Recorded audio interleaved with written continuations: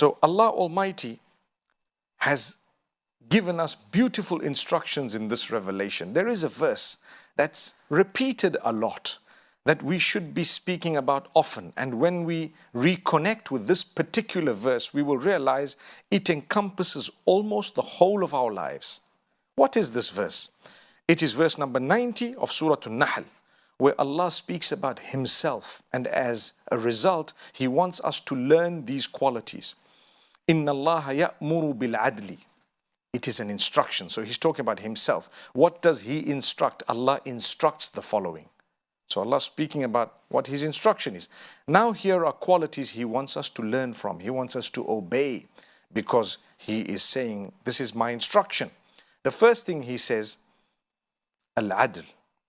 Allah instructs justice. Allah instructs that you are just.